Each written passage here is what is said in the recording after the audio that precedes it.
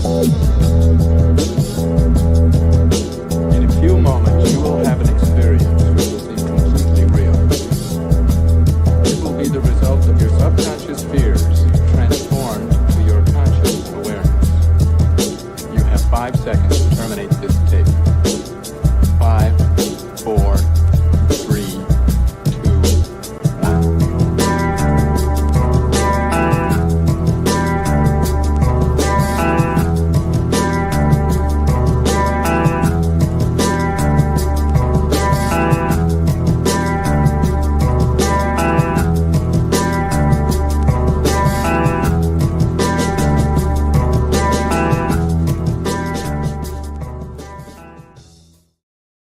What's going on, everybody? How's it going? What is today? Oh, that's right. It's Wednesday. Welcome to another We Are So Back Wednesday, BG-S3 Wednesday live podcast. I'm saying what is today because what in the space fuck is today? Everything's been off of the fucking charts energetically. There's a lot of stuff going on in our collective. Things seem to be ramping up. And of course, with the collective ramp ups that we're experiencing in the energetic fashion, people, tensions rising high. We have friction, transmutation going on in the collective sense. Also down on the subjective level, our daily subjective stage, my life, you all's lives on the single solo level, we're experiencing a lot of this ramp up too. So we are going to be talking about this tonight because it can seem like a very crazy emotional roller coaster ride within all of us. And the number one thing I want to just say to everybody here tonight, because it seems like a lot of us are going through some stuff right now. Absolutely. I come on here and I always put on a fresh face for all of you, and I try to deliver the highest quality human being I can to you guys every time I get on this show. I go through my own stuff too, though. I am not a perfect human being. I have some of my own issues that I deal with on the inside that I'm still healing. I'm still addressing. And that's why I say here we learn together, man, because I'm still healing. I'd be stupid to tell you I'm completely healed, even though I've, been on my spiritual evolution for 18 years at this point. I'd be stupid to tell you I'm completely healed. I'm in the process, just like the rest of us are. So one of my biggest messages for everybody tonight, anybody who's watching, who might be going through something in their life, the best thing I can tell to every one of you is you are not alone. Okay? We are all going through something right now. And just know that you are loved. Okay? You are wanted. You are appreciated. You most certainly are.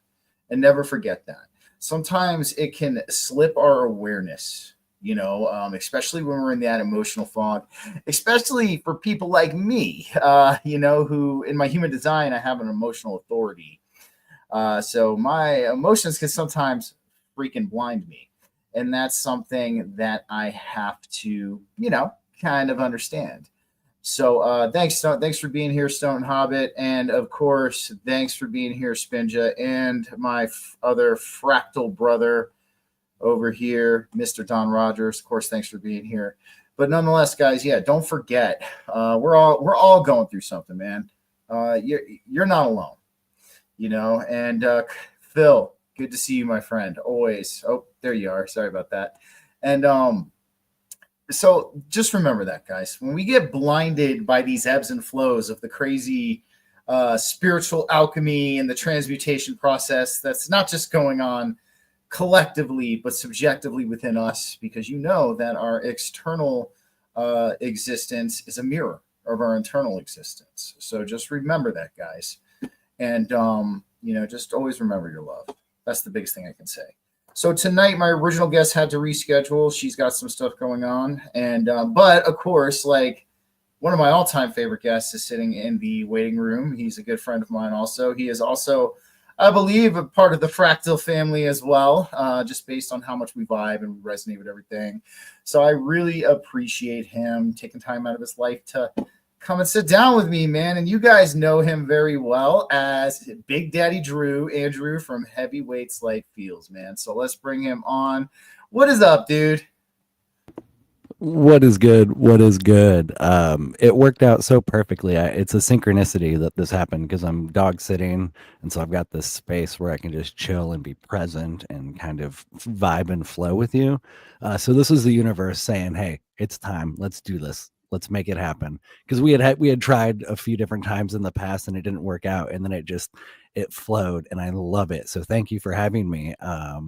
I was actually on Karen Holton's show earlier today, so I just want to Oh, shout her out nice. real quick. Yeah, we had a fantastic chat. I love and respect the crap out of Karen. So if you go watch that, I might repeat some of the talking points, but please go watch her channel. She is like, one of the matriarchs of the fractal family, and so it was awesome to talk to her, and it's awesome to talk to you. Thank you. Oh, of course, man. Let me tell you what, Karen is an OG.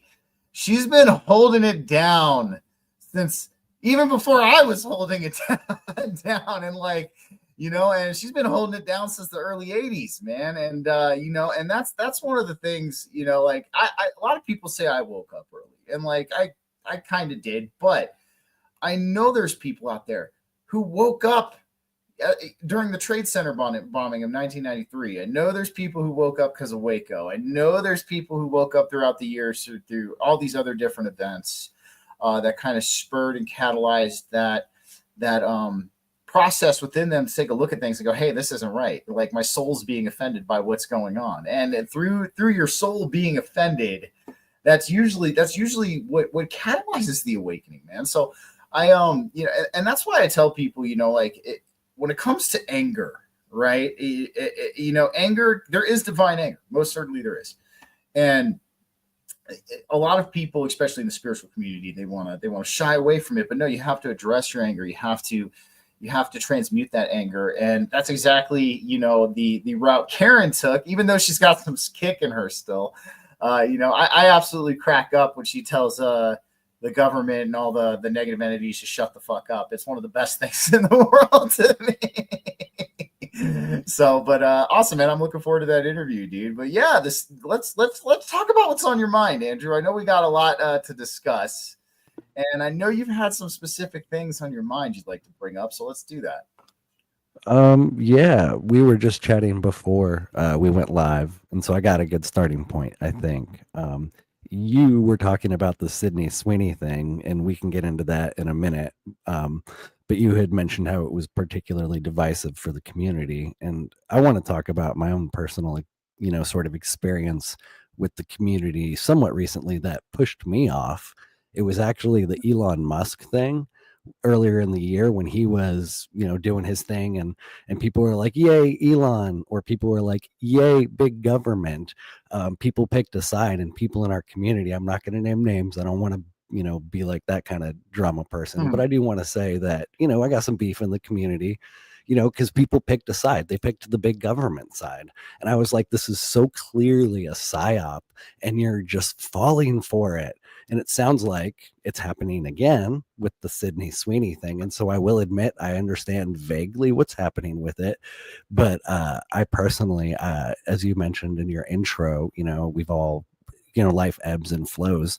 After that sort of disappointment that I had with that person and people in interaction, I kind of just went within for a few months. And so, bless you for always being there and checking on me, but I went in and I kind of stopped a lot of social media, and I stopped a lot of interacting for a while, just to try and figure out like how to navigate the division. And in that time, I've designed some shirts, and it'd be cool at some point to get into those. Not quite yet, maybe, I don't know, but I've really been able to detach from the psyops cycle.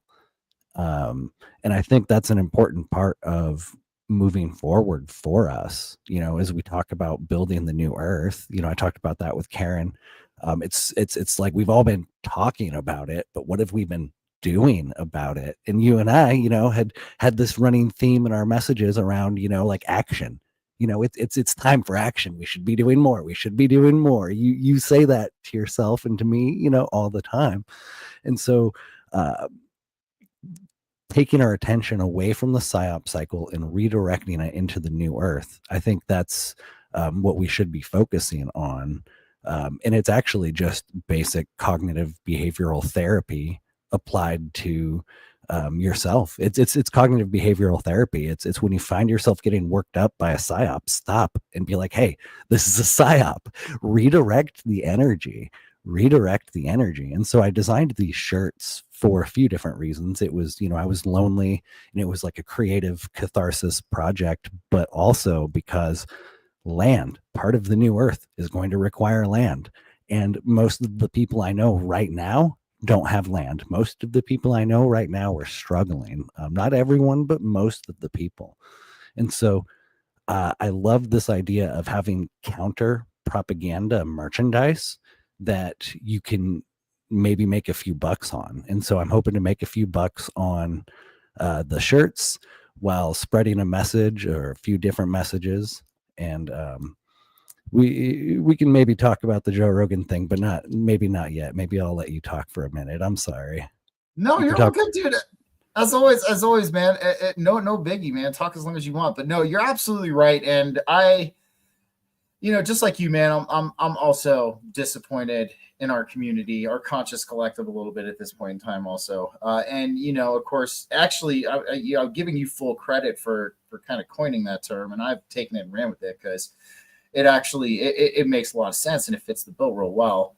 But for those of you who are just joining us and don't know, the Conscious Collective is a combination of us in the spiritual community, the liberty community, the conspiracy community, all that. And why have there become subsections? Because there never used to be subsections pre-2020. It was all one community. And then the incident in 2020 happened, and then it divided us all up even further. And now we have the subsections. And but ultimately, dude, this is what I'm going to say.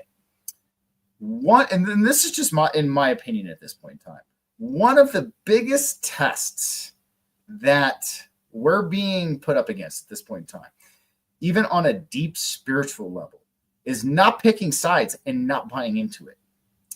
Okay, that is one of the biggest tests that, at least in my eyes, that a lot of people are failing at this point in time. And I call it the dangling carrot effect. You know what I mean? And they just dangle the carrot, like same thing, and this is how I put it. And in 2024, before the election, right, the carrot started dangling. Here comes Vivek Ramaswamy. Oh, I'm going to release the truth about 9/11 if you vote for me. Oh, I'm going to expose all of the corruption if you vote for me. Same thing with Trump on the release of the Epstein papers. Same thing with RFK and what he was trying to do. Now he's kind of putting a pedestal on Bill Gates' vaccine. And this is the thing, dude. My question is, how many times are we going to fucking fall for it? I'm not falling for it. You're not falling for it. A lot of the real ones out there are not falling for it.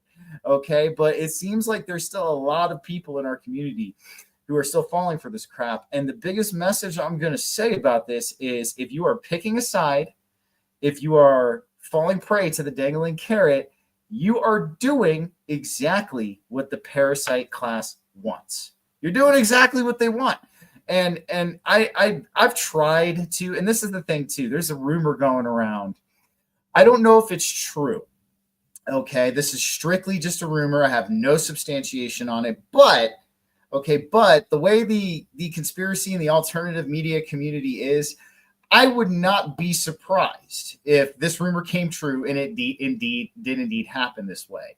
So there's rumors going around that a lot of these alternative media bigwigs, such as Jones, Fuentes, Nino, all of these people, Elon is going to come out with some kind of potential new political party, or he's going to do some kind of revamp on the original political system. And all of these alternative media bigwigs are going to buy into it, and they're going to freaking follow in with what's going on just to rope freaking people back into this system.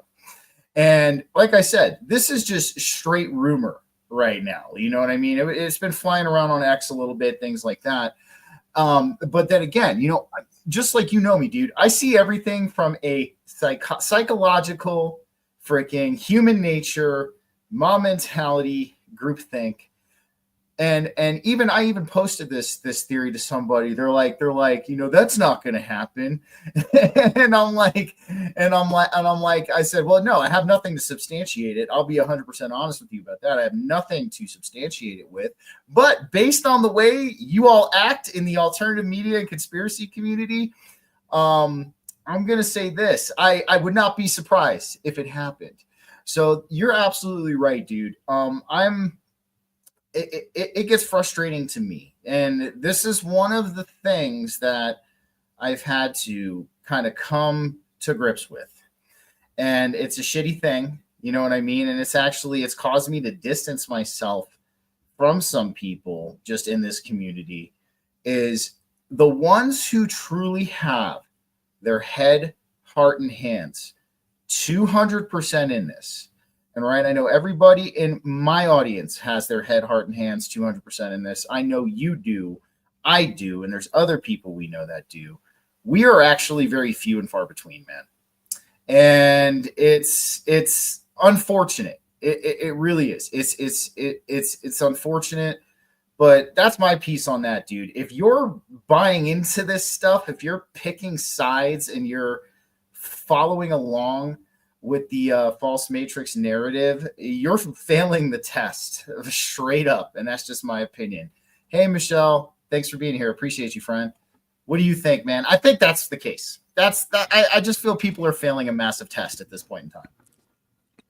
No, I agree 1,000,000%. And so actually I think it was our last chat, I had talked about the stages of like team building and accomplishing an objective. There's the forming, the norming, and the storming stage. And I said that we were kind of still at the forming stage, and that was where we were most vulnerable to the attacks and to the division. And I think you had even commented that you just knew something was up and on the horizon, and you were right. And you are unfortunately correct in that the number of people who are truly in it is really small, and it sucks because it's lonely. But we can redirect this, because that's the theme. That's been the theme of my life the last few months, is redirection. And I know there's a spiritual element. You're like a spiritual teacher, and I love that. I'm not there yet. I have a different niche. I'm still trying to carve out, but just redirect. So how do we redirect energy? And I just wanted to note this on the Sydney Sweeney thing really quickly. I want a family so dang badly. It's something I dream about. And one thing that I've known this, I just came to this idea a few months ago, but I'm going to tell her that for women particularly, being noticed is easy. Being seen is rare. So yeah, while it's super easy for her Sydney Sweeney to get attention because she is biologically awesome, I guess you could, I don't know, like objectively she's hot, but I hate that the sexualization is such a part of our culture. But that's it's part of what we have to divest from and take our energy away from. So I vaguely knew of that campaign, but like I just didn't give it any energy. And in fact, it just reinforced within me this notion that I need to teach my daughter about how society and men are going to view her, and how that's still what we're dealing with in America 2025. We're not an awakened or enlightened society. And then we can segue into you had mentioned Nick Fuentes and Alex Jones and Elon Musk. Is that the Project Oblivion thing that you were talking about? Yeah. Okay, I've just recently discovered the Nick Fuentes kid, and I like to consider myself a bit of a social anthropologist. So I listen to everybody from like all the spectrum, and I recently discovered him, and I'm like, what's the psyop angle here? And I think you've just connected. And I've never literally heard of Project Oblivion. I don't care about Elon Musk. I don't care about Alex Jones. I did my little social anthropology on them, and I'm like, okay, yeah, they're just fucking part of the system. Excuse my language. And it seems like Fuentes is also part of the system. It was fun to kind of listen to him ramble a bit, but ultimately it's the land. It's the land. I'll ramble a bit more. Go right ahead, man. Yeah. When we talk about the new earth and building the new earth. What I think that looks like, something the libertarian community talks about, is parallel institutions, away from the mainstream. We need to go to the next level. We need parallel societies. And so we all talk about it, buy land and become self-sufficient, but what are we actually doing about it? So I've got the merchandise I'm hoping to, make a few bucks off doing that. But, man, there was something I wanted to ask you about that. We're talking about land, and then right before that, Elon Musk. I had a question. I was gonna ask you a question. Dang it! What were we just talking about? I'll help you think about. No, we were talking about Yeah. the whole Project Oblivion, Elon Musk. Real quick though, I wanted to add something to a couple of things you were saying while you do think of that question. I like how you said redirection has been a common theme for you right now, because I actually I've had a similar common theme. Refinement. So refinement. When you look at both refinement and redirection, they can kind of work interchangeably with each other. You know what I mean? So like you have to refine yourself to redirect yourself, number one, or to have a purpose or a objective, a focus or a vision for that redirection. So ultimately, I'm happy that theme is coming up for you. This seems to be coming up for a lot of us, and it's coming up for a purpose. And the other thing too that you brought up, the whole Sydney Sweeney thing. Let me just explain to Don, because Don didn't know what it was real quick. But Don, there was this American Eagle ad with this girl, Sydney Sweeney. She's an actress, if I'm correct. I really don't know her that well either. I've only seen her a couple times. But she's very petite, well endowed, blue-eyed, blonde-haired woman. And on the ad, it said Sydney Sweeney has great genes, and they were talking about her pants, but everybody took it as genetics. And of course the left was like, white supremacy, like all about the white supremacy. This is horrible. This is this, and this, because they put I hate to say it, because I really don't want to give it energy, an actual healthy person on the forefront of an ad involving clothing, as opposed to somebody who is morbidly obese. That's just my kind of take on it, and that's the only kind of energy I'm giving it. But the other thing too that you were saying, man, one of the things you were talking about, the sexualization of women. And honestly, I'm going to be calling this out, because there's women in this community that do this. I've kind of been bagging on starseed influencers lately. And if you haven't seen a starseed influencer, there are these girls who claim they're starseeds, and they charge $200 for a tarot reading in their low cut blouse top with their cleavage. And they have the Pleiadian starseed in the logo. Here's my OnlyFans also, and all of this kind of shit. And the men in this community, a lot of men in the spiritual community are eating it the fuck up. Same fucking thing too, I see, man. And there's this chick, she's been blowing up, and of course I probably think she was placed there. She's potentially some kind of controlled opposition of some kind, because she's talking about the same stuff that we do, dude, but she's not getting shadow banned, she's getting elevated. But she's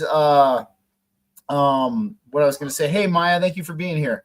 And but she yeah, dude, it's prevalent, man. And she's getting all of these followers for saying the same stuff that we do. And I'm sitting there looking at her, and she's a very, of course, what you would say, objectively attractive woman. And all of the dudes are there's so many simps in our spiritual community, dude. There's still a lot of simps out there. There's still a lot of people simping. And this is something I've been bagging on, because if you're a woman in the spiritual community, and if you're a spiritually sound individual, that selling yourself sexually in any kind of context, okay, is not a spiritually sound thing to do. Okay, it is not. And so that's kind of what I've been bagging on it a little bit lately, are these starseed influencers. And I kind of called one out a little bit on X. I didn't mean that. I was having a fiery day. And I'm not going to name her name. She ended up blocking me over it. And it was kind of funny because we've never fucking talked about it before or anything like that. But yes, Maya, simping is a really horrible thing in the spiritual community for men. It really is.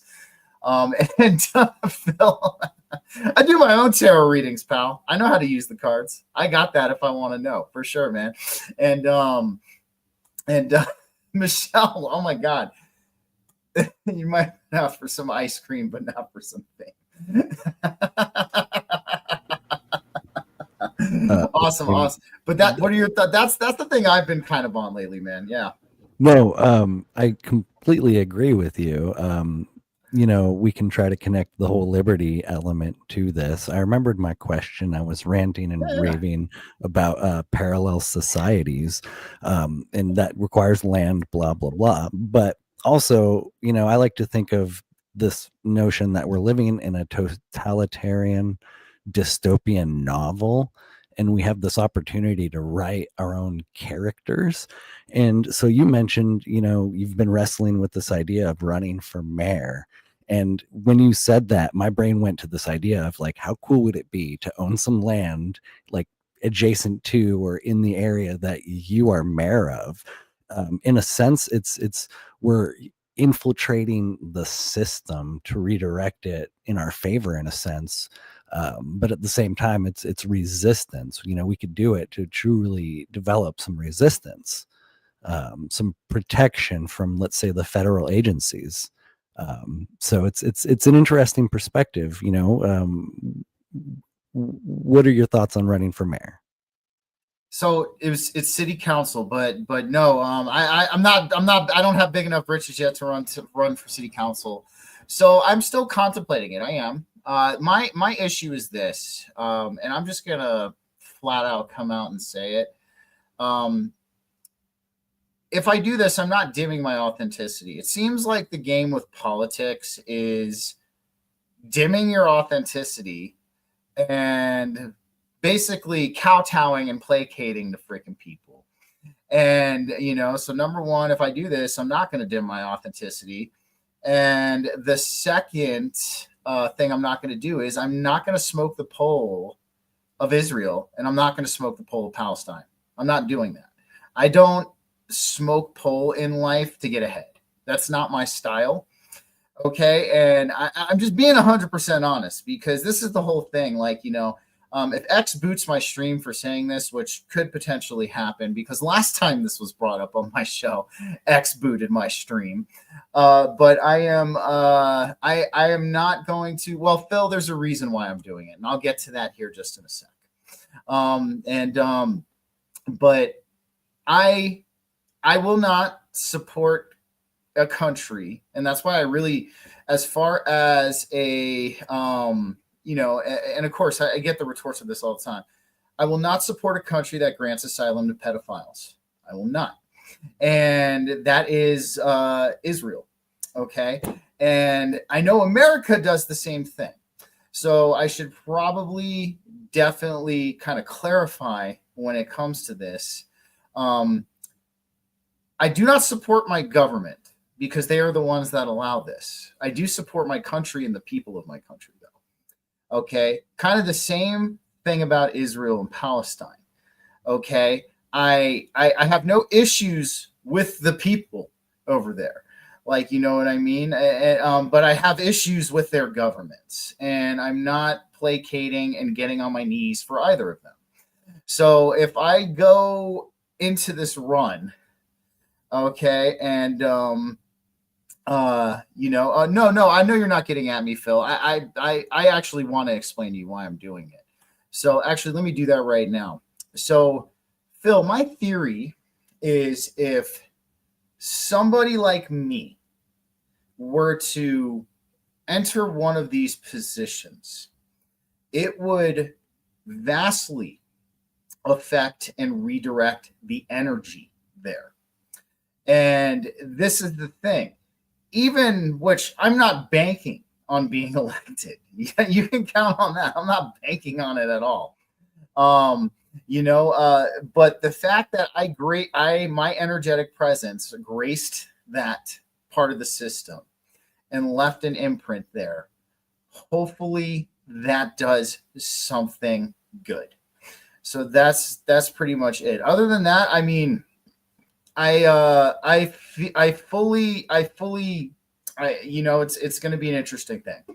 That's all I'm going to say. I'm getting ready for a bunch of shit to be dug up on me, which is funny because if you want to go to my charges when I was like 18 years old, which are like now like almost 30 years or 20 years ago, and all that, that's going to be interesting. But I'm still feeling compelled to do it, my friend, and I think it's going to be an interesting ride. I absolutely think that you should do it for a bunch of reasons. I just want to say a few things. One reason I've been hesitant to put myself out there more is because I can ruffle feathers. I can sometimes be direct. And it's really funny. I see, you know, at least I think Kyle was in the chat and he's being nice. And I'm like, okay, cool. Cody and Kyle can attest to the fact that I can be a mercurial person. And so, you know, I don't want to get too much into it if you don't want to get into it too much. But you had mentioned the ACP, the American Capitalist Party, seems to like and support Israel, which is unfortunate because we have a mutual friend who has also been talking to me about getting involved. And I really don't want to be involved with an association that is supporting Zionism. So is that true? Do they support? It's pretty open that they do. It's pretty open that they do. So this is what I am gonna say. The one of the party founders. Okay, I have, and he's been on the show before. I'm not gonna name names because I'm gonna tell you this. I really respect the guy. I do. Even though I don't agree with his stance on that, the fact that he is doing what he's doing, I have a world of respect for him. I truly do. So I don't want to bastardize his name. All I'm going to say is that I've had this conversation with our mutual friend on multiple occasions, saying that, dude, if you want to get the liberty community on board with what's going on here, we need to be seeing more America first is basically where I'm coming from on this, because a lot of people in the liberty community have opinions about Zionism and have opinions about Palestine and everything going on over there as well. Very deep-seated opinions. And I've tried to both talk to our mutual friend and his wife about this. And I have said, listen, dude, if you want to get people on board with the ACP, the founder and everybody else affiliated with it needs to start talking more about the issues in this country that they are going to be taking care of. What are they bringing to the table that's different than the Democratic Party or the Republican Party? What are they doing? This is what needs to be highlighted if you're going to get people on board. Okay. And I mean, I'm talking about, they've gotten people on board. They've done great. And like I said, I have no qualms. I love what they're doing. I absolutely love that. I've looked at the policies of the ACP too. I absolutely think it's great. I think it's what I would call, you know, and nothing's perfect. Don't get me wrong. It's a medium, you know, it's a medium at this point in time. It could potentially be better than what we are doing now.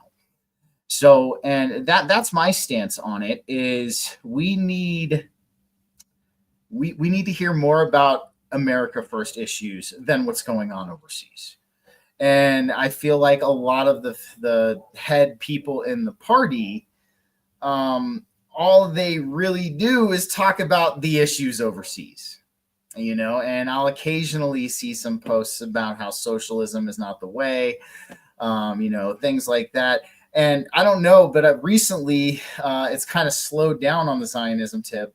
And it has been more about, you know, talking about capitalism and things like that. And I actually reached out to our mutual friend. I said, this is what you guys should continue to do as far as trying to get people on board. We can address those issues overseas once we correct what is going here.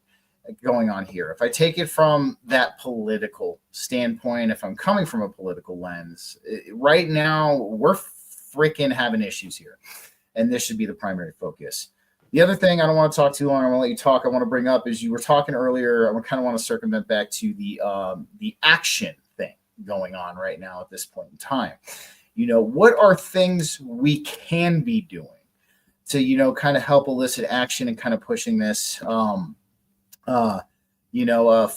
and kind of really putting our full focus into the New Earth frequency. Honestly, is forming community, which we've done a good job of.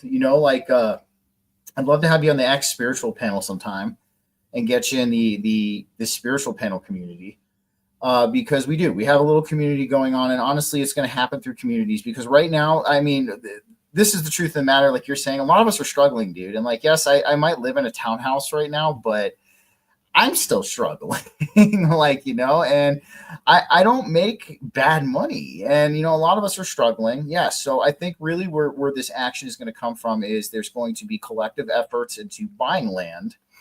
Of course, people are going to have to, at this point in time, due to the cards that were dealt here, we're going to have to kind of pitch in and work together. Number one, that's going to be the premise, I think, too. I think, like you were saying, these parallel societies, and you brought that up earlier in the episode.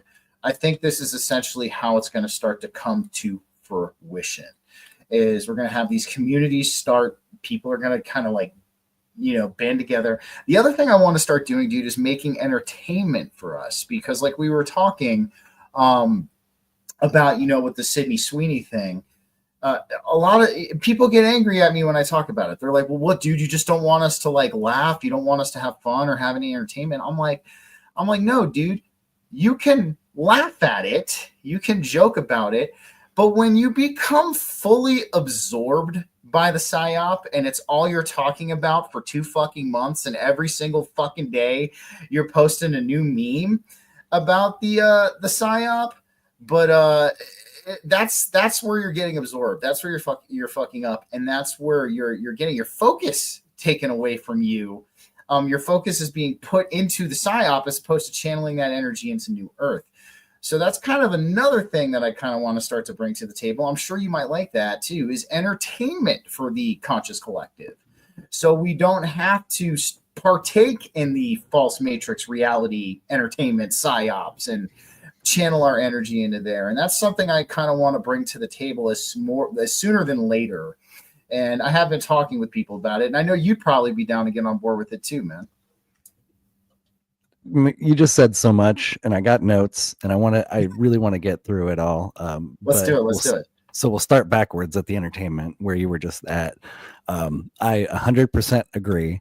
I cannot act other than just being like my eccentric, authentic self, but I would still love to try to participate.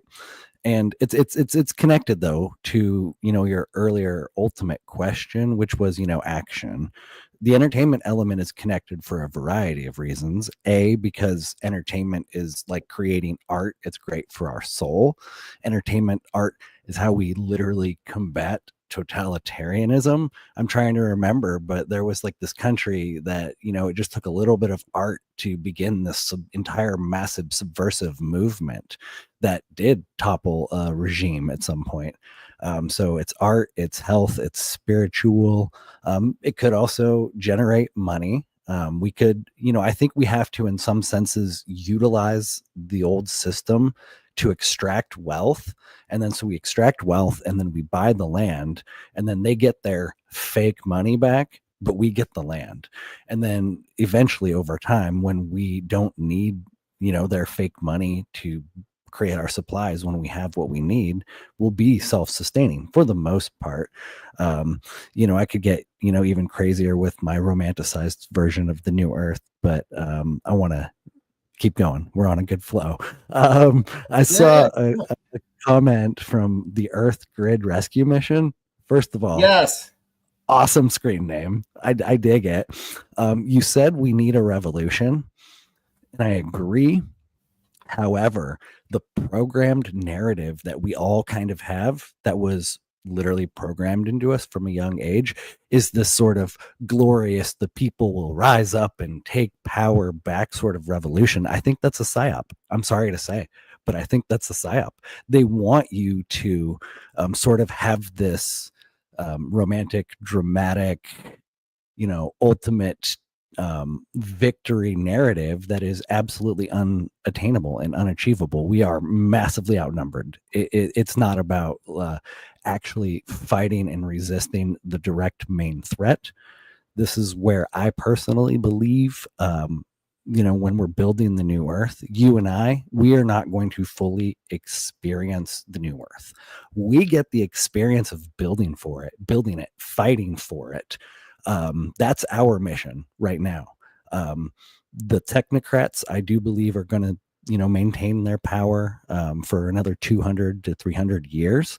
And so I literally think it is our duty to preserve ways of being and ways of knowing for when the technocracy implodes and then we are able to return to the planet fully with our sovereignty. And I'm not trying to be a bummer when I say that, because it would be so cool to just be like, yes, we're going to live in the new earth and it's going to be all beautiful and all of that stuff. And there will be a time on earth where it is going to be beautiful and epic, but that's not our mission, unfortunately. And so when you say action, I think the real revolution is the return to the planet. It is the divestiture from the matrix. So we use them for a little while to obtain the resources for us to, we literally have to be prepared for a solar flare EMP sort of event. And it's not just from, thinking about the next 3 months or even the next 3 years. Something that the elites, the oligarchs, the authoritarians do really well is that they think generationally. They think about their children, their grandchildren, their great-grandchildren, and their legacy. We don't do that so much, partially because we're so consumed with the rat race, with just getting by. But if you're vibing on the new earth frequency, if you've known for years that something is on the horizon, like me, as I'm trying so hard to do through the difficult times, you have to have faith and you have to keep going. Absolutely, dude. And so, absolutely, we need, the action is the return to the planet. And, I'll end it on this last little note or sentiment. I think philosophy is sort of my niche, and not in like a boring professor way, but in a random, here you go sort of way. A return to the planet might sound boring, but it's not. There's this expression: before enlightenment, chop wood, carry water. After enlightenment, chop wood, carry water. What I think some of the coolest possible trajectory for my personal YouTube channel would be I get land and I start making instructional videos on how to build. So literally how to build little tiny houses, so other people can also go build tiny houses on their land and take people in. But then also I want to have a side project called Goat TV, where it's just like a channel on my goat area, and I'm going to build them a place because goats are so funny. They are so funny, and they hop and they climb, and the noises and the ka-chas. Goats are cute too, man. Baby goats are some of the cutest animals out there. So that's the new earth, Goat TV. I dig it, man. I dig it. And one of the things I want to say that, dude, let me tell you what, I resonated very heavily with what you said on your outlook for all of this. You know what I mean? Because that's one of the things that I've seen, in my 18 years now observing this all. It's a siege, not an ambush. And that's the best way I can describe it. And I actually took that saying from an old friend of mine, who we unfortunately don't talk anymore. But it is, it's a siege, not an ambush. In the past 18 years, I've been looking over this all. It's going to be a long game. It 100% is. And don't get me wrong. I think we will. This is what I personally feel. And then Stone Hobbit, I'm going to get to your question. This is what I personally feel. I feel for people like you and I, what we're going to have is we're going to have what I would call more upgrades and more layers of the forgetting peeled away. Right. And what I mean by the forgetting of our true nature, even though we are on the awakening evolution, we still have forgetting that we have to work through. You know what I mean? So I feel like for the ones who have truly connected with their divine spark and who have truly put in the work and who are still continuing to put in the work to cultivate that bridge within us and to live in alignment with that bridge, I think we're going to have some interesting things happen on an energetic and spiritual front for sure. Now, what I think's going to happen with this is because, I mean, you've heard the old saying, if just one person were to reach enlightenment or to ascend, it would cause such an energetic ripple effect throughout the human collective consciousness that this state and this way of being would become highly accessible to a lot of other people. So one of the things, I agree with you, but one of the things we're doing right now, at least in my opinion, is we're running what I call energetic interference. And we are running this energetic interference on the false matrix reality and the parasite class. And the more we evolve, man, you know what I mean? And the more we continue to grow, the stronger, and it's going to become more fierce, this energetic interference that we're putting out into the false matrix against the false matrix reality. We are essentially the antivirus to that. We're the beginning phases of the antivirus to this false societal Maya. And so I don't disagree with your outlook, man. We've actually talked about your outlook on this. I know there's some people who think we're just going to go, oh, poof, into this lofty heavenly realm. We're in 5D now, just instantly. And, oh, we're here now, just poof, it happened. And no, it's not going to go down that way. And I've even told you that I think true ascension, at least for the time being, is channeling the divine source consciousness in your higher self into the current avatar that you have now fully. Also channeling the divine love fully into you and imparting these aspects into every facet of your existence so you can create that timeline that helps you achieve your evolution at a faster rate. That is true ascension to me, not going poof into this lofty realm where, there's unicorns and rainbows and everybody's fucking happy and we're all in 5D. Now, don't get me wrong. If a vast majority of the collective started to get there, although Ashiana Dean says 8%, it could be 8%. I don't know. But when we get to a certain point where more of the collective is there, I do think we could eventually ascend frequencies. I do. But do I think that we are just going to, out of nowhere, there's going to be some event that's going to go pop, hey, look, you're all in fucking 5D now. Look at that. That was great, huh? And no, I don't think that's going to go down. Now, real quick, Stone Hobbit, I want to address your question, and maybe Andrew can address your question too. So what if I can't live with others anymore, but you have plenty of skills to offer? Let me tell you something, Stone Hobbit. Peopling is tough. I'm aware. Peopling is tough, and excuse me. But this is what I will say, okay? Trust me. When I say peopling is tough, I get it. One of the things that's going to help us get through this is some kind of community. Okay. And I understand, like I have a very close circle of friends that I trust. I'm not a big group person. I get it. Okay. What I would maybe attempt to do in this situation is still try to collaborate with people, but find a part of that land that's a little bit far removed from the rest of the people and set up shop there. So that would be, and I know you said LOL for real. No, it is. Peopling's hard. Trust me. I understand.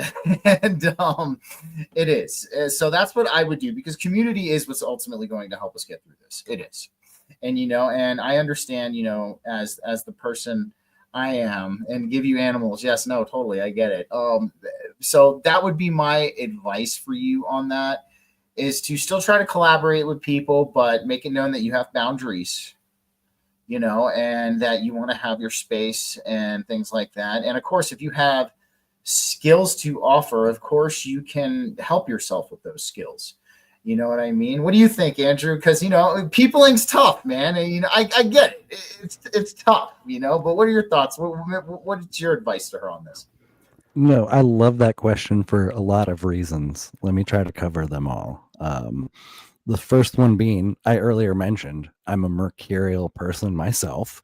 So that question resonated deeply within me and I don't know the extent of your full situation, but I need my own space. Like, I just need my own space, but I also need community. And so my challenges, the struggles that I've had with living situations, I've dealt with homelessness, I've lived in shacks, something I've truly learned is that I need my own space. And so in my personal sort of goal, if I were to have won the lottery, I would buy a whole bunch of land, and then I would try to partition it and segment it out. And then I would want to sell it to people that I trust at like hey, you give me $200 a month for the next 10 years sort of thing, which is totally affordable. And then so that way you would, and this is my vision if I won the lottery, right? And if, let's say, you and I meet and you do have skills, I'm sure you do, you're probably a wonderful, beautiful human being, thank you for being here.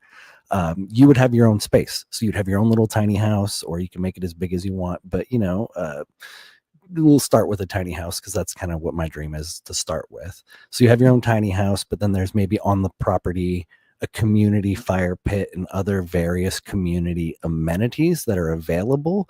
But you could also have your own washer and dryer in your unit, right? So the dream I have is options, as many options as possible. So the option for privacy, but also the option for community. And then while I'm on it rambling, I want to also try and help rehabilitate people. I think there are a lot of people who are struggling, the homelessness, having experienced versions of it myself, who they don't need just housing, and they don't need just a job. They need a combination of things, and that is housing, but that is also purpose, that is also community. And so in building the new earth and bringing people with us, that's sort of my dream. And so however you could fit in this little community of, let's say, 100 acres, you get your own acre, but then there's also community amenities and various potential community responsibilities that you can negotiate yourself. So you have these skills, and then you get to go into the community and negotiate and barter. And that's literally a parallel society. And that's our goal. And I'm sure you could make it work. I don't know if you've ever thought about it in that context. Let me know. Dude, I know, man. And it's cool. We have even Spinja, let me see if I can find her comment, was talking about a trading post too, and things like that. So I mean with the ideas are flowing, and we have a lot of these ideas, we have a lot of these things in our head, based on, through our own trial and errors in life, because communities can be tough, man, and it is, because a lot of us who are on our spiritual evolution. It's funny because when I was younger, I used to say I was like 60% extrovert, like 40% introvert, and then I had my awakening, and I started to grow, and that skewed over to now 80% introvert, like 20% extrovert. And so I completely get it. But this is the thing too. I would for sure say, Kyle, that's a great idea also, man. Yeah, so buy a small home on a large enough plot to rent land to others and build a community. Absolutely. But it's also about finding people who, like I said, man, who have their heads, hearts, and hands 200% in this. And that's also the thing, because you have people who start these communities for not so good reasons too, and of course this is going to be a test and discernment for everybody when we start doing this. And that's why I wish everybody, man, I wish we all lived a little bit closer to each other, because if we did, man, I tell you, we'd probably be knocking shit down left and right, because, now we'd all be together, and we could all, like, physically be like, hey, let's go check out this plot over here, vice versa, and it's about finding the right people that you click with too, who are also willing to respect you as a human being, respect your personal agency and sovereignty.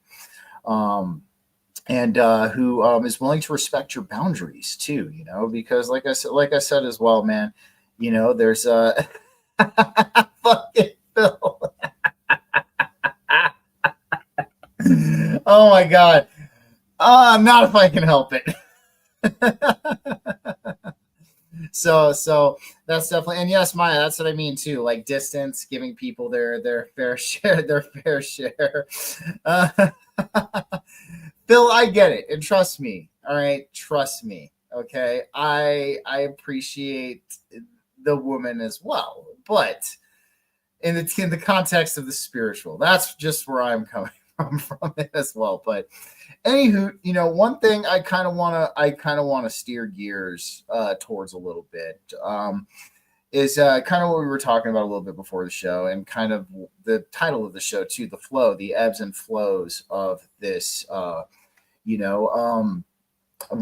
What I call this very strange alchemical process that's happening to us, not just on a collective level, but a subjective level, and of course, like, we're ultimately part of this collective. So we have, and actually I've said this before, what you do subjectively does affect the collective energy. So do not doubt your power, number one. Okay. And I always say this too, because when you grow and when you evolve, imagine the collective consciousness as this giant lake. And when you grow and evolve, you're tossing a pebble into that giant lake. And that pebble creates these ripples in this giant lake of the human collective consciousness. So just, you guys are cracking me up in the chat. But that's the power that you have as an individual.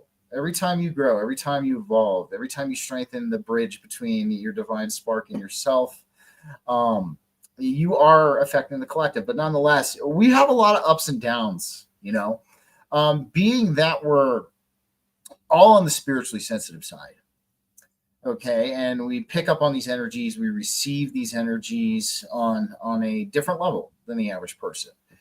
And it affects us, I mean, even today, a lot of people were having a very emotional day, high tensions, things like this. Okay. And that's why I said in the beginning that you're not alone. Okay. Nobody here is alone going through this. So one of the biggest things I want to talk about is, how do we handle these ebbs and flows? Of course, like, we'll have these experiences or these days, where we feel fantastic, we feel great, and we feel on fire. And then we have these days where we have some yuck to get rid of, some yuck to expel within us and things like that. So one of the biggest things I can at least say on my end, and I definitely want to get Andrew's take on this also, because, we've both been going through some interesting stuff, as well as everybody out there. One of the biggest things I could say to everybody is have awareness of the playing field that we're on. Okay. We are constantly being bombarded with mental, psychological, spiritual, emotional warfare, constantly being bombarded with this stuff.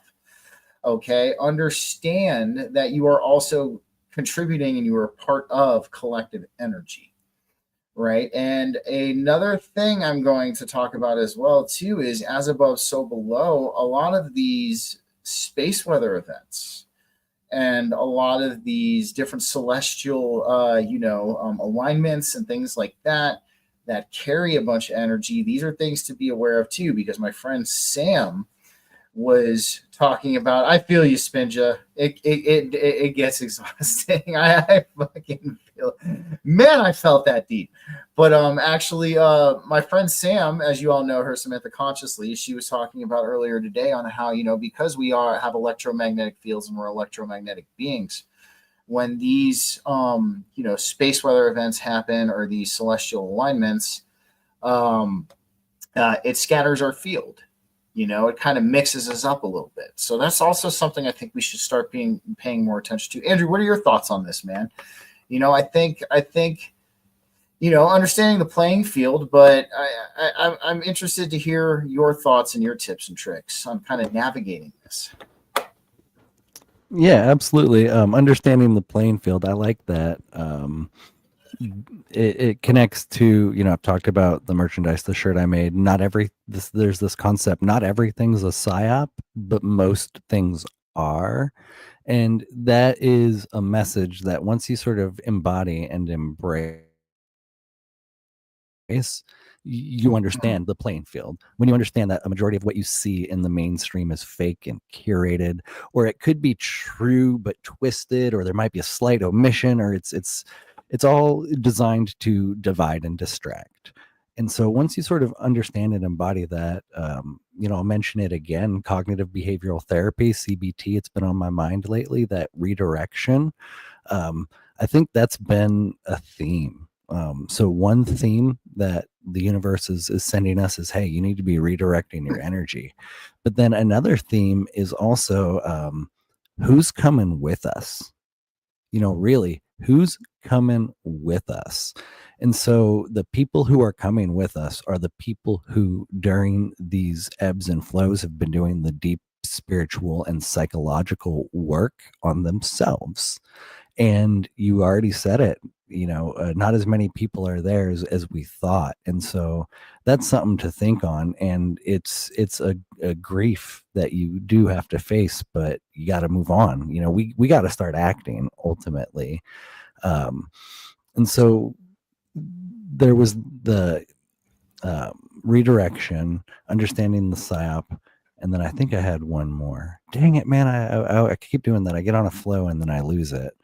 Okay, we'll bring it back. But no, I think you're absolutely, and that's something we've seen a lot of. I've been. It's weird because almost nowadays I almost see like a lot of these events that are occurring, and a lot of the things with the collective. I almost see it in like an allegorical concept now. You know what I mean? I almost see everything as almost like this allegorical thing. And it's like the wheat from the chaff is continuously being separated over and over again. And maybe this is what the refinement, could be another level for what the refinement and the redirection mean. You know what I mean? This could definitely be that because, like, again, like, that was one of my biggest, that disillusionment hit me during COVID in 2020. Where the spiritual community had a split, and I've talked about it enough on the show. I'm not going to rail into it now, but of course you have people like you and I who believe that bodily autonomy and freedom are very spiritual things that are non-negotiable, non-negotiable at all. And then you had the other half of the spiritual community who pretty much rolled over and took it and rolled with it.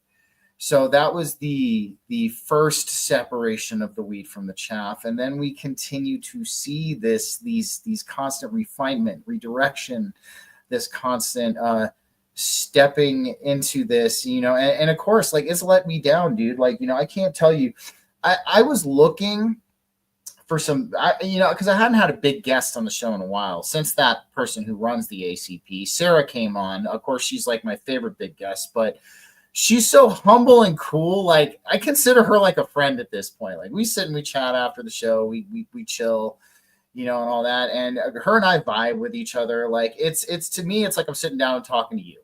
You know what I mean? Or I'm sitting down, I'm talking to Don or Diana or somebody else. Like, that's how it is with Sarah and I, and but I was thinking, hey, it's been a while since I've tried to reach out to a big guest, and I went to go think about who I would have on, and I was like, shit, dude. I was like, the disillusionment at this point has hit me so fucking heavy. I know all of these people I want to potentially have on and talk to them have all been placed there and are probably controlled opposition. So I was like, man, it was quite a dilemma. You know what I mean? It is quite a dilemma. So this is where we're at, man. Like, you know, the real ones are sitting here in this room, and there's others out there too. You know what I mean? And it's at first it was disheartening. Don't get me wrong. And, you know, especially as more people reveal themselves and reveal, you know, their true intentions, if they're truly in it or not, we're going to have these disheartening bumps. But the one thing that we can at least celebrate and we can cherish is that there are real ones out there. And there are people like you and I who are doing this 200% all of the way. No, I that's another reason I don't put myself out there. And that's, you know, you can vouch for this. I don't think I've ever asked you to put me in connection with anyone because there's no one I really would feel confident trying to connect with or reach out to. And I just want to say, gosh dang it, I lost it. But there were some good chats. And I think I saw Diana, Transcending Ascension. She understands human design. I believe I've been told I'm a projector. And so a big thing is like, I need to be invited. So I have to wait for the invitation. And the more I learn that, the more I'm like, okay, things will come to me when the time is right. And I will get the invitations when I do it right. I think she made another funny comment. I can't see it, but no, the disillusionment is real. And I just want to, you know, go back to the point I forgot when I was on a roll. Yeah, no for worries, me, man. Go ahead. for me personally, I've been able to, I feel like, grow past a lot of anger. So even before the fake plague, I had anger issues, and I didn't even fully understand it. You know, but well, I did, you know, or I do now. But the fake plague and the division in the community sort of really amplified it for me, and there was a Right. really dark period. And something that really helped me get out of it was just asking questions. You know, I just started asking myself questions. And I think that's just basic introspection. But, you know, it's come to my realization that not a lot of people have even internal dialogues, which is a scary thought. So the notion of someone even saying, hey, Andrew, why are you currently feeling this emotion that in this situation you probably should not be feeling? Or, hey, Andrew, you want to react in an aggressive, angry way, but is there a better way that you can address this situation? And so that you know, asking those introspective questions, and one of the ultimate outcomes to that is the depression of knowing you have to just leave a lot of relationships. Our society is so sick, and it's not fun to say, and it's so tough to say it because I am an imperfect human. I acknowledge that, but our society is so sick, and we just have to remove ourselves from it. And it sucks. It's so lonely. But you know, you mentioned earlier that we're so spread out, and that's for a reason, unfortunately, because we need to have this distributed impact. So that little ripple that we're all creating, it needs to be spread about the planet, and that's our mission, and that's our purpose. But I just want to end with this note. It came to my mind when you were talking. It's that change is possible. Like, you can grow. It's hard as shit. It is really fucking hard. And I still am angry, but I've sort of redirected that anger, but it's possible. And so you being a healthy spiritual guy and a leader, you know, I think you're a leader in this community, in this movement. Thank you. You know, coaching and whatnot. I just want people to know it's possible. It takes work, but it's possible to change and grow. It is, man. And one of the biggest things, you know, as far as how sick our society is one of the biggest illnesses is actually a energetic one, and is also a psychological one. It is the victim mentality. And that even plagues the spiritual community, people in the conscious collective, this victim mentality. And really, one of the biggest things I'll say, and I'll even put stake on what I'm about to say. If the majority, or at least a decent bit of our collective could rid themselves of the victim mentality, I think we would freaking jump miles ahead of where we are at this point in time. And that's the number one thing. You know what I mean? It's like we look at the victim mentality, you know, there's no personal accountability taken. You know, there's no understanding that you are the cause of 99.5% of the bullshit that happens to you. Okay, there's a lot of, because it comes from the conditioning in this society as well. Because, you know, as soon as we enter this world, we're conditioned to look outside of ourselves. We're conditioned to look outside of ourselves for love, for validation, you know, for the answers to the bigger questions in life, for authority.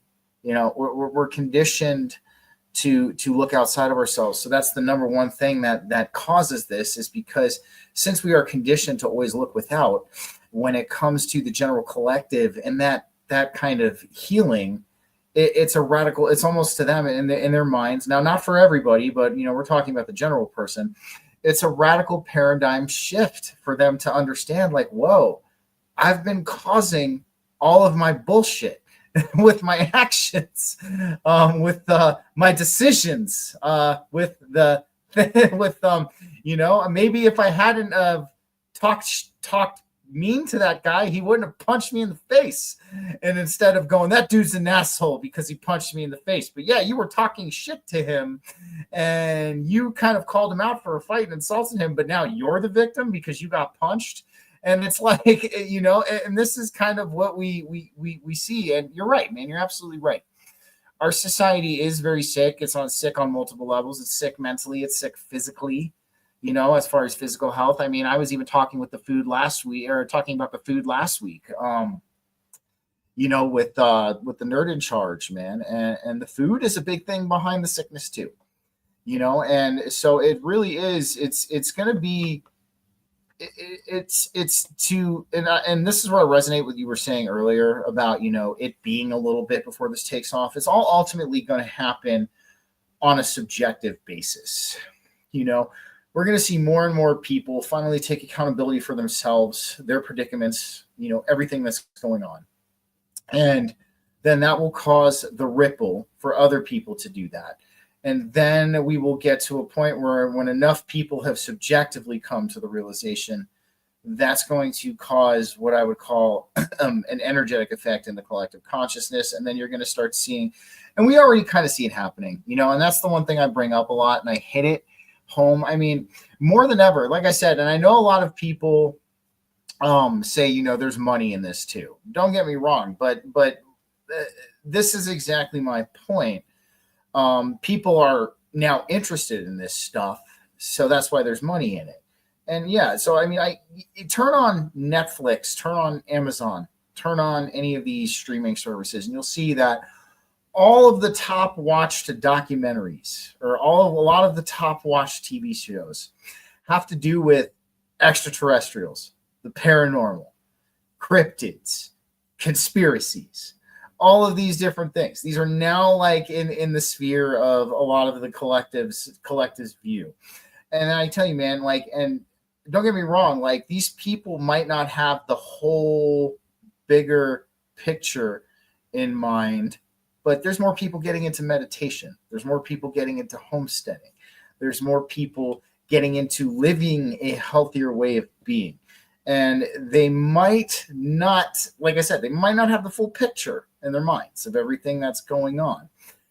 But the one thing I say to everybody is this is the fruits of our labor starting to come to fruition.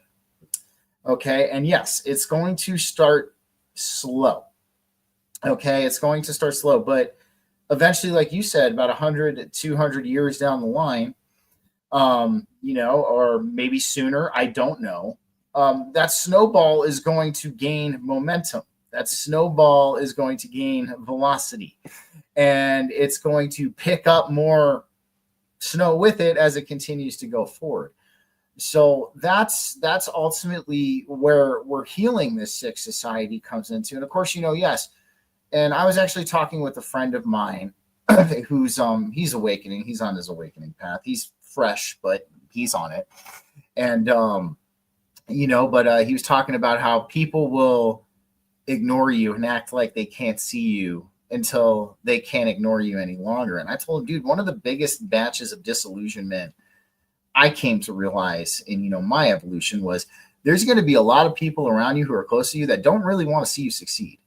They don't want to see you succeed, dude. They don't. They want you to stay down where you're at with them because of their own insecurities, and they think in their subconscious that they see something in you that they don't have, and it makes them insecure. But here's the thing, they also have it too. They do. They just don't want to acknowledge it, and they want to reflect what is their true nature. They want to deflect what is their true nature. So yes, absolutely, man. Coming into this is we're gonna have to say goodbye to a lot of these old relationships in order to move forward. And it's never a pleasant experience. I'm not gonna lie, because a lot of us have found comfort and we've found familiarity within these toxic aspects of our lives. And to remove yourself from that is like removing yourself from an addiction cold turkey. And it can be rough. So no, I'm with you, man. It's going to be interesting. It's going to be an interesting, I don't know. A lot of people talk about the year 2026, 2027 for the spiritual people. We'll see. But, I don't date fag, as I call it. It very well, we could see some changes. And that's what I'm looking forward to, at least, even if they are small. No, I dig it, and if we're gonna lose, we should go down fighting at least. But something I wanted to note on, you were talking about those haters, the people who project their own inadequacies and insecurities onto you, and who don't want you to succeed. One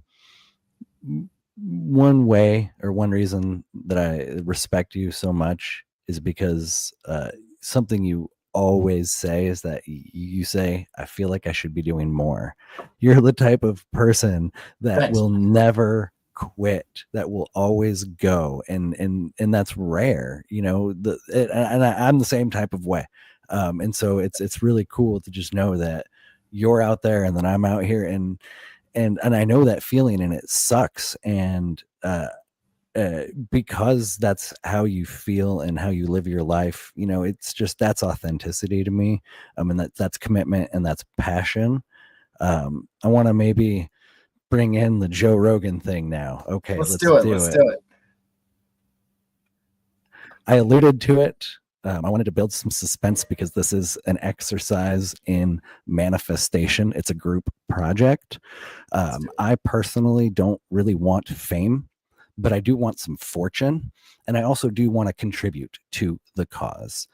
And so I've had this vision, I have this dream, this manifestation that we're going to make happen, that I'm going to get an invite. I have to be invited. I'm going to get an invite onto the Joe Rogan podcast. And I'm going to say, here's the deal. It's not me that's going to appear. It's going to be Stephen here and one of my other good friends, Christian Watson. And we're going to have what I'm anticipating is called a Liberty Revival panel. And it's funny, this conversation, we haven't talked a lot about liberty, but I love how this conversation has flowed. So there will be space and time to talk about liberty, but just, really hitting the new earth has been really, really a blessing. But on this Joe Rogan Liberty Revival panel, Stephen, myself, and Christian, it's going to be a 2 to 3 hour sort of episode where, kind of like this, but maybe a little bit more focused on politics and philosophy, but also with the inclusion of spirituality, because between myself, Stephen, and Christian, we all represent really unique elements of the anarchist, of the voluntarist, of the libertarian community. And I think, I said this on Karen's channel this morning, the whether you agree with the left or the right, regardless, the political spectrum is our biggest enemy. And so while we're trying to divest from it, we still have to sort of understand it. We're to the point now where we still have to understand and interact somewhat. eventually we will just ignore it. But until then, we still have to somewhat be a part of it. And so that's what I envision. And for me personally, my goal would be to sell about 5,000 shirts. I feel like with his audience, I could sell about 5,000 shirts, and then I make, about $5 a shirt on what I sell. So that's how I'm going to buy my land. So I love it, dude. How you can help me buy land is you can help manifest this appearance on the Joe Rogan podcast. And I'm not saying like I love Joe Rogan, whatever. I'm pretty indifferent. Like really, I'm indifferent. But I do understand the power of his voice and platform. So I'm going to use him like the whore he is. So I just posted this in the comments, but I do want to say this. If this indeed does happen, all right, and I think it will, and I'm going to say this will happen, I'm going to get Joe Rogan to do Bufo with me live this fucking podcast. I'm going to find a way. We can do it at the end. Don't get me wrong, after the panel's all said and done. You know what I mean? But no, I would love to. That would be a funny thing to actually do 5-MeO DMT with Joe Rogan. That's how it's going to end. Yep. It's going to be like, all right, guys, it's like, and then it's going to cut right before like the machine elves come out. It's like, all right, guys, we got to go. Yep. But no, dude, and I'm going to help you manifest this too. And that's the thing. So that's the real quick. Let me do this for you. In the private chat, and when you get a second, send the link to your shirts, because I have the link to your socials and your channel. I didn't have the link to your shirts though, because I kind of want to help you. I want to help you out with this, man. I want to help you sell more shirts, and I do wear mine at the gym. It has become actually my designated gym shirt now, and it's funny. But up here we go. I got it here. All right, so I'm gonna go ahead. I'm gonna go ahead and do this, guys. I'm gonna post it to the YouTube chat. I know you can't really copy and paste there, but what I will also do too is I'm gonna go ahead and I'm gonna edit my live once I get off of here with Andrew. So let's see this here. I'm gonna throw this in the group chat for you, man. Boom, so people can like check out your shirts. I know they can't really click it, but then I'll add it in. And real quick, Michelle, what I do want to say is the machine elves, actually, I'm going to give you kind of my opinion on them. The machine elves are what you see when you take very strong tryptamine substances. And what they are is they represent the mechanical automaton aspects of ourself. And I am convinced that you can click on the link. Hell yeah, Joey. That's awesome. Great. Awesome. I'm happy to hear that. And thank you, Michelle. I appreciate it. But the machine elves are actually Carl Jung's Kabiri. That is my new theory on who and what they are. For those of you who don't know who the Kabiri are, they're these archetypal entities that build your physical reality through your kind of fractal in the collective consciousness. And what they can do is they can trap you in thought loops, and they can trap you in different aspects of your existence and your physical existence, and you'll get stuck there. And ultimately what Carl Jung did is he liberated himself from this. He went into his one of his trance-like states, and he confronted the Kabiri, and the Kabiri actually gave him a sword.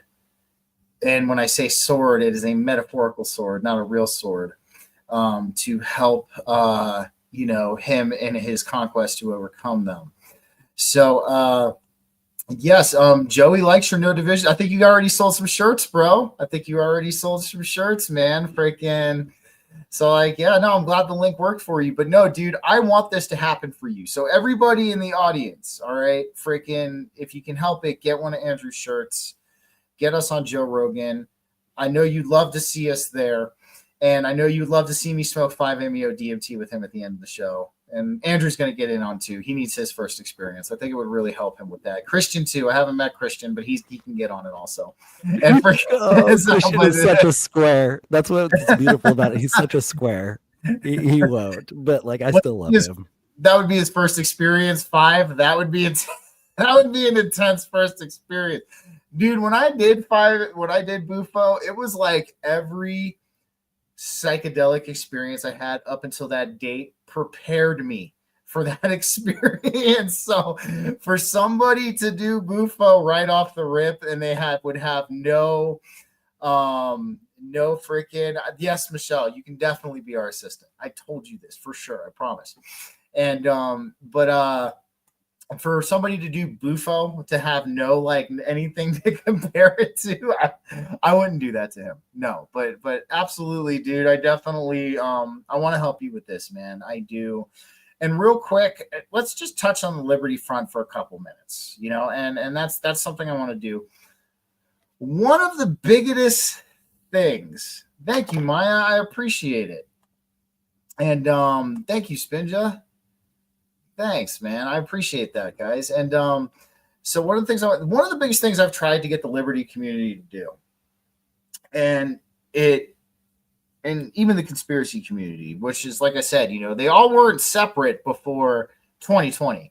Then 2020 came along and decided to divide us into factions, because that wasn't on purpose.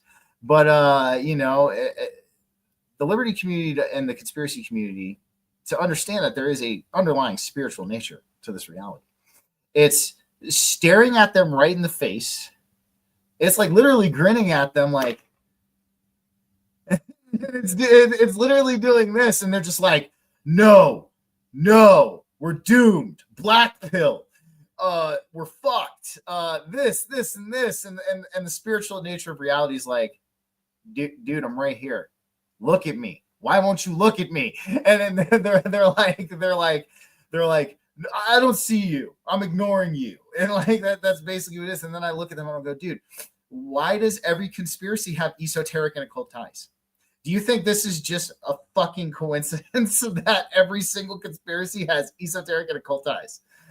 You do? Well, then I don't know. But that's the biggest thing, man. And I think once the Liberty movement really, truly understands and recognizes this, I think we're going to see an even bigger, what I would call, renaissance out of it. Because now what we would end up seeing is people who are in alignment with the values of the divine and also in alignment with the values of freedom.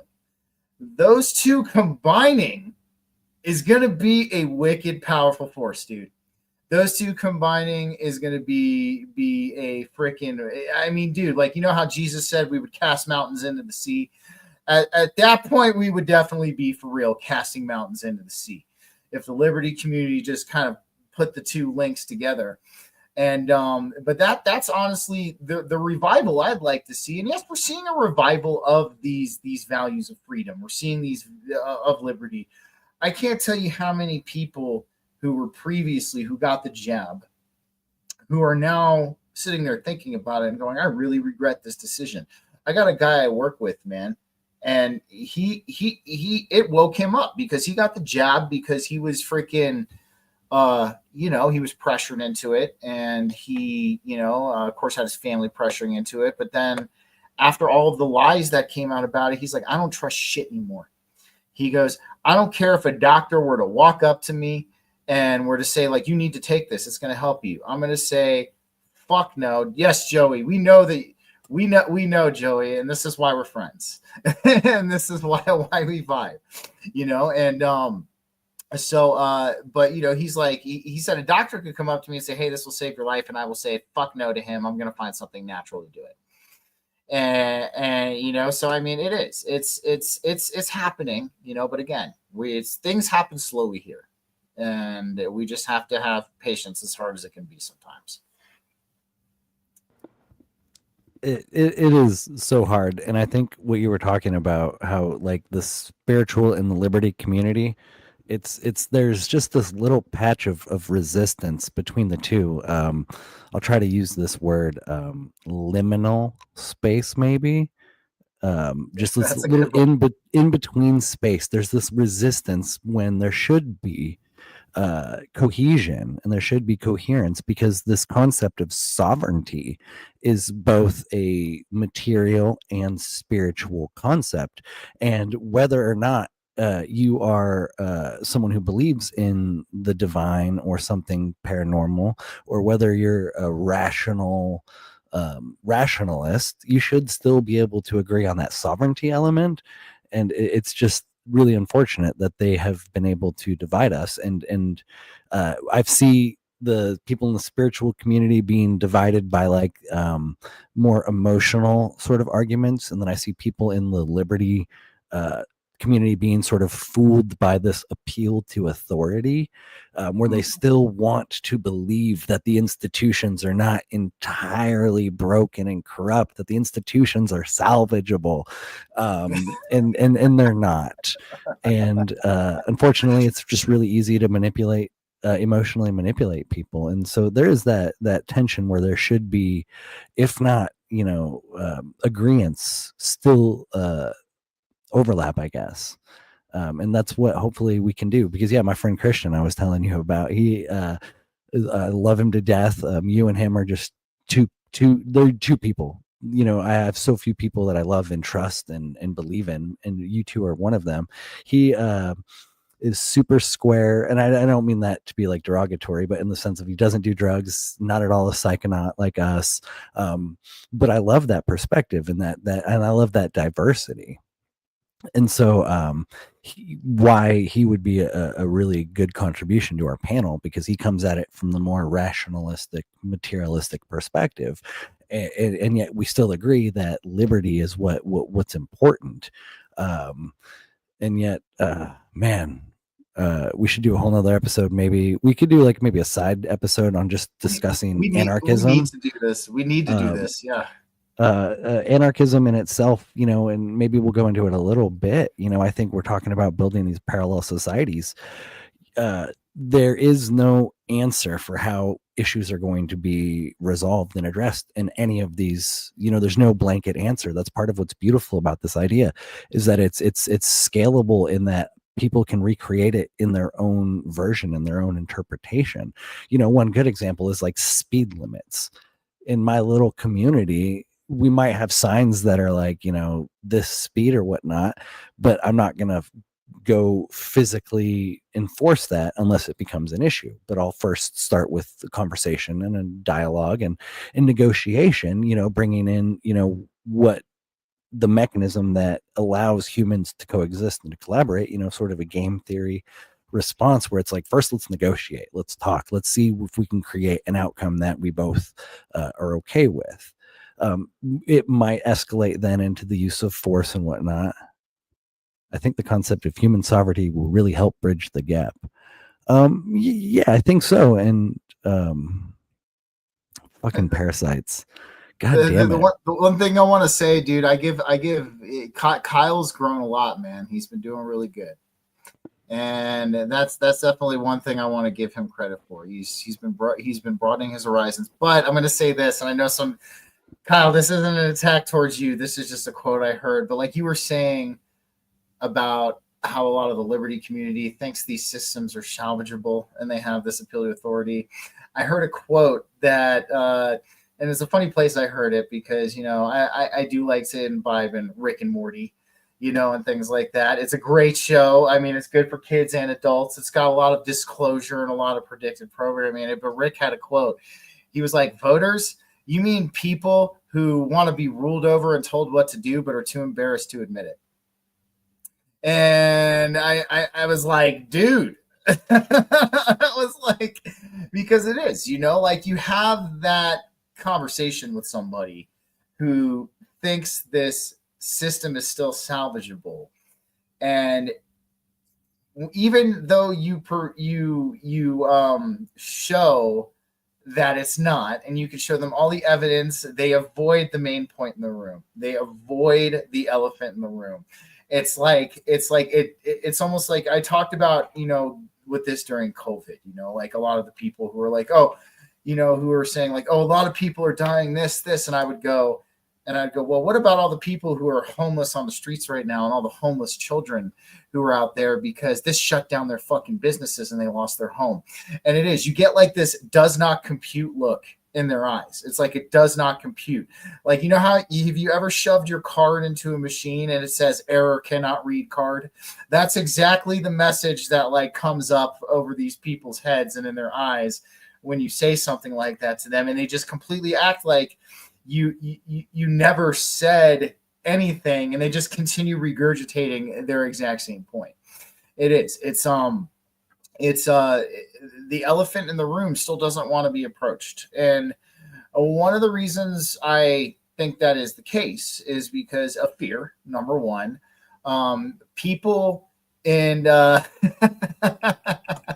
the forehead stare. That's definitely it. But this is the thing. People have been conditioned through media, through movies, through, I mean, even books, dude. There's even books about this too. That if there is no kind of government as they know it, they think it's going to be this lawless fucking, like ravaging, like Mad Max. They think it's going to be like Mad Max. They think it's going to be a fucking desert badland all over the fucking country. And people are going to be riding around, raping and pillaging everybody that they fucking see. But here's the thing that I think a lot of people don't realize is in that kind of society, those people are going to be made examples out of very, very quickly. And that's the number one thing a lot of people don't realize, that, well, yes, I'll say like, I kind of say like right now is anarchism, like complete anarchism, 8 billion anarchists running around, a completely feasible idea at this moment. No, as much as I'd love to see it, but that's the conditioning people have. They think if there's no government as they see it now, that it's going to turn into Mad Max. Everybody's going to be freaking losing their minds and just acting ridiculous. And, but that's the thing. Those people in that kind of society, they're going to get shot. It's just, I mean, they're going to get shot and killed because that kind of stuff. And I agree with you, Maya. The city centers have been made that way for a reason. The city centers are ran by the parasite class. That's where they run their experiments. And yes, Joey, natural law. That is something a lot of people need to look up and they need to kind of look into. I 100% agree with you. But these people would see, look, mate, I already wear my pointy stick. See, exactly. These people who are going to act like ridiculous if we were to live in this type of society, they're going to be made examples out of real fast. And that's the safety element I want to give to people who fear this, and you don't want to address the elephant of the room, is our government is not salvageable. There's a saying, like there's an old school saying, you can only dress up shit so much, but in the end, it's still shit. Right. Like, you can put a dress on the shit. You can put a blue shirt on the shit. You could put a red shirt on the shit. You know what I mean? And I know I'm getting a little vulgar because this is the truth though. Like it's the fucking truth. It's still shit. And you can try to doll it up all you want. It is what it is. So like, that's kind of like my message to everybody who might have like a smidgen of fear that, Kirsten, good to see you. Yes, Mad Max was made just for that purpose, to give people that's what would happen without government. But like I said, man, and that's the safety I can give to all of you out there, that if there was no government as we know it now, those lawless, crazy, raping, pillaging people, they're all going to be shot because people ain't going to deal with that. Andrew, your thoughts on that, man? No, you're totally correct. These people in the comments, lipstick on a pig. I'm working class through and through. Even if I won the lottery, I would still be a working class bloke. And so it's just putting lipstick on a pig. No, I love it. And so like quick, no, I won't go off on that at a random side place, but no, the chat, you all have been phenomenal. I've been having so much entertainment. Kyle, thank you for being polite. That I'm really encouraged by that. It motivates me to continue to grow as well. And so, yeah, I'll end. man, lipstick on a pig. That's all I can say. I'm sorry. But like I'm on the more radical end, I think, of the three of us that do the panel. So you cannot talk shit about the state enough to me. Literally, you can't. You can't. Like, no, we could spend all day just smoking weed, talking state shit about the state and how to secretly subvert it, and all of that fun stuff. Well, that's exactly because, dude, exactly. That sounds like a good way to pass time, number one. And second of all, well, dude, I mean, you brought it up. This is what I'm gonna say. Is you brought it up how using reverse propaganda is actually a way to kind of start breaking into this. And I'm even going to go online because I don't really give a shit. I'm already probably on 30 fucking lists at this point. But if I were to ever run a full-scale operation on overthrowing this government, that's exactly what I would do. I would do it through reverse propaganda. And that way, and how I would do it is I would actually target the working class with it. And then, because the working class, the blue collar class, the men our age are the most dangerous here. They view us. That's why they're trying to hurt our testosterone. And that's why they're trying to, feminize us and, kind of put us down that road, is because we are fucking dangerous to them. So that's what I would do, is I would use reverse propaganda on the working class. And through this reverse propaganda, the working class would lose desire to work and support this system. With this being said, infrastructure would halt, and the delivery of goods would potentially halt too. And the government would be on its knees. And this would be a surefire way to do it if it was done in a very tactful and a very precise way. This would be the surefire way to do it, because propaganda works. When you talk about the OSS propaganda manual that they were using back in the 40s, to get people involved into the, and get people in World War II. It's fucking Phil. Phil, you're great, dude. I'm so happy we met, man. You are great, dude. You're hilarious. And Kirsten, thank you so much. And I'm sure we're all popular on the list, but nonetheless, man, lipstick on a pig. Let's wind it down. I got to say, man, of course, dude, it's always an amazing time having you here. It's always a great conversation. There is no bad conversation we've had. In fact, we should just do a show where we do smoke weed and talk shit about the state. That would be a fucking fantastic show. I think that would be awesome. But dude, I've got your YouTube channel. Everybody go follow Heavyweights Light Feels on YouTube for me. Give Andrew some love. Show him some love. I got his Instagram, I got his Facebook, and I threw the t-shirt link into the chat. And after we get done with the show here, I will edit the show and I will throw the t-shirt link into the description of both the Rumble and the YouTube videos. But Andrew, if there's anywhere anybody else can find you or anything else you're working on right now, now is the time. Real quick, I want to note, Kyle, I called you polite, not a parasite. I'm sorry for not enunciating better. You are polite in the chat, not a parasite.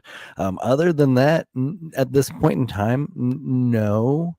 Maybe offline, you and I can talk about, the future of, sort of content creation. You talked about art, making like other entertainment, and how to do this in this navigating the sphere of censorship while also being authentic. So offline, I hope we can continue that conversation. And then also, let's encourage everyone else to make art. Just make art. Like I don't think I'm an artist. I don't paint, I don't draw, I don't do music, but my videos and then these shirts to me are like my art. And I think you should also do your own. And that's all I got. Thank you again, Stephen. You're a soul brother. Thank you. You're a soul brother too, man. And absolutely, guys, go and hear his words, because our Phil, go out there and create something. Exactly. Make this, leave something here. Thank you, Maya. I appreciate the love, guys. You all are always awesome, and I always look forward to seeing all of you here every week. Like, I truly do. I mean that from the bottom of my heart, because you guys are the real ones here. We're all the real ones. And I'm not saying that people who aren't here aren't real either. I know there's more of us out there and they just haven't found us, you know. But you guys make this, all of you, including Andrew, you guys make this temporary human ride one of the best ones. And I wouldn't be going through this I wouldn't choose to go through this temporary human ride with anybody else but all of you. And I mean that, like, truly from the bottom of my heart. Kyle, I do want to give you props. You have grown, dude, and you're looking at different things, man. And you know, like you said at the beginning of the show, you said, like, you know, you weren't really too fond of joining the Conscious Collective or being a part of it. That's cool, man. You do you. You know what I mean? This journey is a personal thing, and if that's where you want to keep it, then dude, you do you, man. No problem at all with that. But nonetheless, guys, thank you for joining me for another BG-Cast Wednesday Live podcast. Andrew, if you can hang out just for a second after the show. You haven't seen my new outro, by the way, or I think you might have. I don't know. But other than that, guys, next week we're having Leptokinetic on the show. He is a energy healer. He is also practices martial arts, and he is a avid health and fitness enthusiast as well. We're going to talk shit about Jeff Nippard together. That's just kind of, yeah, because Jeff Nippard came out on X today saying, I'm gonna eat the lab grown meat, and freaking leptokinetic, he freaking came out and he was like, bullshit, dude, you're not eating the lab grown meat. And but yeah, no, we're gonna talk shit about Jeff Nippard and just for fun. And but no, we're gonna talk about energy healing, Kundalini awakenings, all of that kind of stuff. So join us next week, Wednesday, 6:30. Other than that, guys, you know what we say here. Stay safe, stay free, have that personal sovereignty and agency, and stay the fuck away from the Japanese sex robots. For the love of God, stay away from them. All right, everybody. Have a good one. Take care. I will see you next week. Collectively together, you weren't born to rotate with the crowd. You were born to sync with the sacred spiral. The Hercules stream is proof. The cosmos homage the divergent.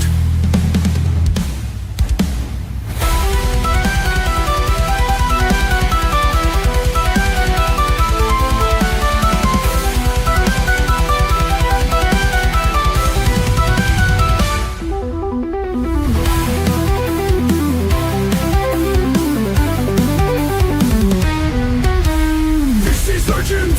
BG-Cast brings us that Hercules energy. It's here to save the day. You won't stay lost in the dark. Here is your shot with BG kept beside you. Can we rise alone?